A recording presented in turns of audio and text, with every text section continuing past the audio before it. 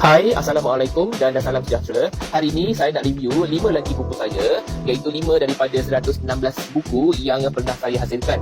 Okay, buku-buku ini adalah berjudul buku latihan imbuhan untuk para pelajar sekolah rendah di SK, Sekolah Kebangsaan Sekolah Jenis Cina, dan SJKP, Sekolah Jenis Kebangsaan Tamil. Okay, buku ni ada 5, bermula daripada tahun 2, tahun 3, tahun 4, tahun 5 dan tahun 6. Okey, apa yang ada dalam buku ini sebenarnya ialah tentang latihan imbuhan. Okey, ini adalah saya nak review sikit tentang isi kandungan dalam buku ini. Okey, ini buku surat pertama. Okey, buku surat kedua. Okey, kita lihat dekat sini kandungan ada buku ini ada 20 pelajaran dan 100 muka surat.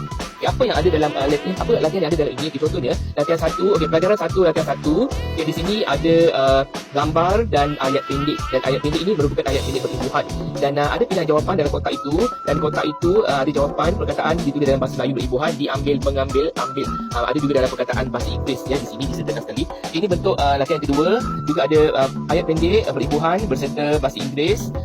Yang ketiga ABC, pilihan jawapan, ada perkataan bahasa Inggeris, juga jenis atau bentuk latihan yang seterusnya seperti ini, ayat-ayat pendek bergambar disertakan pilihan jawapan. Okey, dan juga ada bina ayat berimbuhan, yang betul juga disediakan untuk sebagai latihan. Okey, ini contoh saya ambil daripada buku untuk tahun 2. Okey, untuk buku tahun 3, tahun 4, tahun seterusnya sebenarnya ada tahap kesukaran yang berbeza-beza, di mana ayat-ayat latihan berimbuhan adalah lebih panjang daripada buku yang pertama untuk tahun 2. Okay, saya terus pergi ke tahun 6. Okay, tahun 6 ni lebih panjang sedikit, ayat berimbuhan, latihan berimbuhan, di mana para pelajar diminta untuk menulis ayat berimbuhan, menulis jawapan daripada soalan yang diberikan. Ini contoh, di sini contohnya ada banyak ayat berimbuhan seperti melebihkan, dilebihkan, berlebihan, terlebih, kelebihan. Ini semua ayat-ayat di sini, ini semua perkataan-perkataan berimbuhan untuk para pelajar tahun 6, dan ada juga perkataan bahasa Inggeris di bawahnya. Jadi para pelajar yang belajar bahasa Melayu berimbuhan ini sebenarnya secara langsung ataupun dalam masa yang sama mempelajari perkataan-perkataan, maksud kata-kata, perbendaharaan kata dalam bahasa Inggeris. Okey, di sini ada pilihan jawapan. Kalau tadi dalam buku yang buku jilid 1 ni tadi cuma ada 3 pilihan ABC, tetapi di dalam buku yang tahun 6 ini ada ABCD, ada 4 pilihan jawapan yang lebih banyak. Dan ini adalah tahap kesukaran untuk tahun 6 berbanding dengan tahun 2, tahun 3 yang lebih mudah untuk dijawab. Dan ada juga bina ayat berimbuhan, bagaimana kita boleh melatih, menguji ketangkasan minda pelajar membina ayat berimbuhan. Dan ayat berimbuhan pula ini pula mestilah ditulis dengan ayat yang panjang, bukan 3-4 ayat saja, 4 perkataan saja.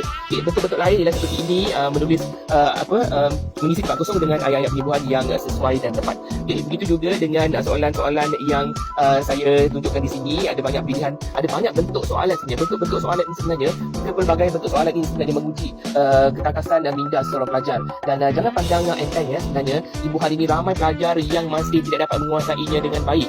Okay, contohnya kalau kita bagikan satu ayat ataupun satu perkataan berimbuhan seperti menempatkan, bertempat, ditempatkan, tempatan, setempat. Ini semua perkataan-perkataan berimbuhan yang para pelajar perlu tulis ayat daripada perkataan berimbuhan ini untuk kita lihat pandai tak, tepat tak ayat itu ditulis dalam konteks ayat, berpadukan gambar, berpadukan soalan-soalan yang dikehendaki. Jadi dapatkan buku-buku ini untuk tahun 2 hingga tahun 6, dan buku-buku ini sudah berada di pasaran dan telah pun digunakan oleh setengah sekolah di Malaysia. Dan kepada ibu bapa, guru-guru, para pelajar maupun pihak sekolah, bolehlah hubungi saya secara terus ataupun melalui platform media sosial, terutama sekali di TikTok Shop. Sekian perkongsian daripada saya, Syahri Osman, pengasas Syahri Education. Assalamualaikum.